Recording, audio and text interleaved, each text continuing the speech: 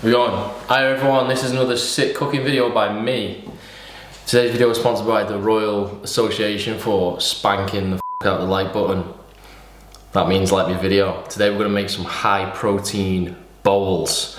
You can just call things a bowl, can't you, if you put it in a bowl. Just 3 go-to high protein, easy, not that easy actually, moderate level of difficulty.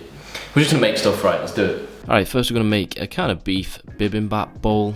Honestly, this was probably my favourite thing I've eaten in quite a long time, and if you were only going to try one of these, I would encourage you to try this one. Obviously, still watch the whole video though, because we got to pump up that average view duration. Okay, I'm going to put the ingredient list here, but it'll also be in the video description, so you can refer back to it at a later date.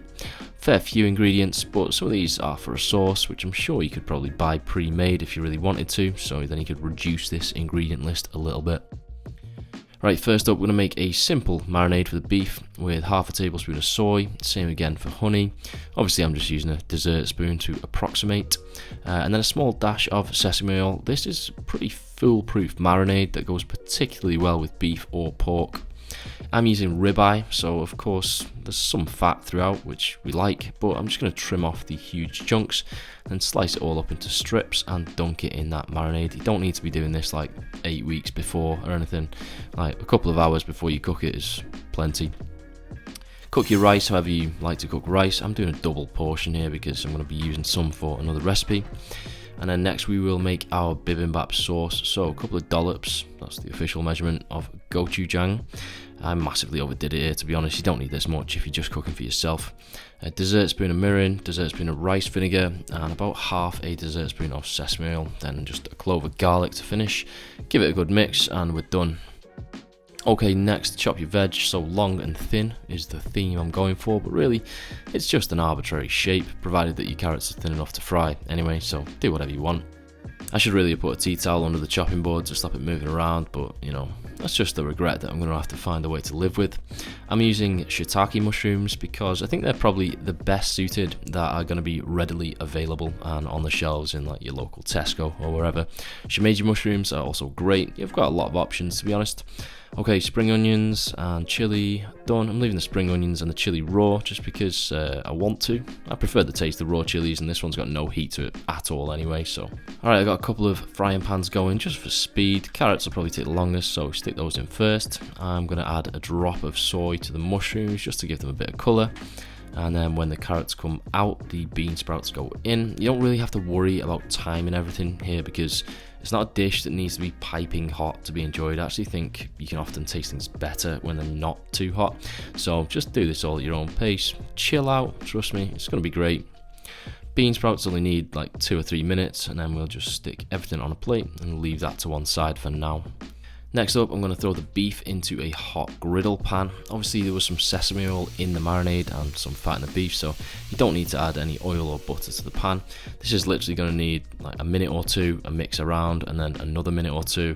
Of course, there's no such thing really as undercooked here, but definitely just make sure you don't overcook it.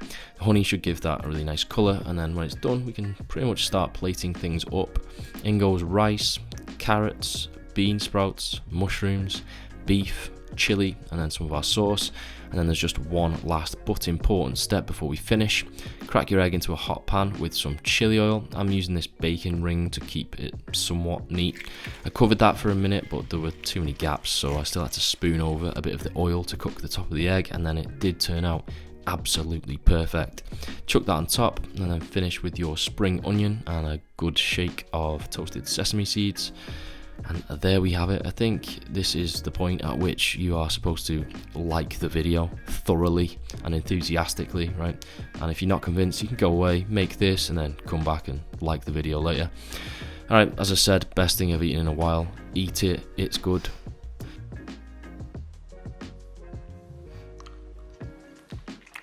Okay, next up, a kind of burrito bowl type thing. This one going to be fresh AF, mate. Definitely more of a summery vibe to this one, if that even means anything whatsoever. Alright, ingredient list on the screen and in the description again, so let's just get to it. First I'm going to dump a chicken breast into a saucepan, which looks kind of weird but might be my new actual favourite way to cook a chicken breast. Going to season with a bit of salt, pepper, smoked paprika, and then I'm going to put about 2 centimeters of water into the bottom of the pan, and this chicken breast is going to boil slash steam slash poach, probably poach on the hob. So bring that water to the boil, and then when it is boiling, turn it down to a simmer. Next I'm going to chop a corn tortilla into appropriately sized triangles, really any shape of your choice, and stick them in the air fryer for 8 minutes on 180 degrees. Spray a fry light or something similar will help them to crisp up a bit, and of course you can just do these in the oven if you don't have an air fryer. Next up we're going to make a rough pico. So chop your onion in a non-traditional manner to see how many chefs you can anger. I'm using just less than half a small red onion because I'm not hugely into a strong raw onion flavour. Chop your tomatoes and then same for your coriander. Generally I like to go pretty heavy on the coriander, but that is just a personal preference of course. As with anything, if you make it a few times you can figure out how you prefer it. Good squeeze of lime juice and then a bit of salt and just a good mix around, and we can leave that off to one side. I'd check your chicken breast after about 15 minutes, but if it's a little bit bigger then it might take 20. Just slice into the thickest part. Of course, we're going to shred this anyway, so you don't have to worry about presentation. To be fair, you're probably not putting this on YouTube, so I doubt you have to think about presentation anyway. Mine is done, so I'm going to cover it with some foil, leave it to one side, and next I'm going to throw the sweet corn into a hot pan. Actually sprinkled a bit of paprika over this as well. You can use pretty much anything to be honest, and you want the pan to be pretty hot so you can get a nice bit of burn on that corn. You want a few little black spots like so. Next up, just a very basic guac. I'm going to use half an avocado. If you do it this way, use a blunt knife, or just be careful not to stab yourself in the hand through the avocado skin, because that's just going to be, moderately inconvenient at best. Good squeeze of lime juice, bit of salt, some more coriander. Obviously you can put onion here too if you really want, but I don't, so I didn't. You got freedom, mate, exercise it. Good mix, and then that's done. Now we'll shred up this chicken just using a couple of forks. Should come away real easy, and this really does make chicken breast like much more palatable. I mean, I guess palatable is really the minimum you'd expect from a cooking video on YouTube, isn't it? So we're not exactly aiming high over here. Alright, we're done. Just plate it all up, or I don't know if it's called bowling it up if it's in a bowl. Probably not, that sounds stupid. Alright, obviously I'm presenting this nicely for my thumbnails, but when the camera goes off it's just getting mushed the fuck around and it will be almost unrecognisable. Oh, I forgot, you should garnish it with coriander and a lime wedge as well. Then we're done. Nice fresh one this, love it. Alright, let's check out some close-ups.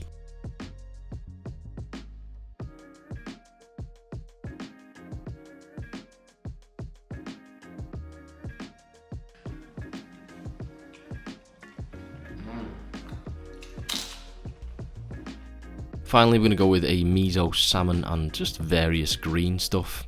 As ever, ingredient list on the screen and in the description.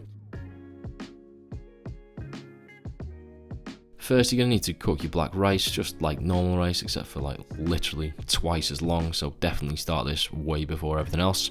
Salmon is going to go straight in the oven just with a tiny bit of butter so it doesn't stick to the dish. Maybe you've got a better dish than me, you don't need the butter.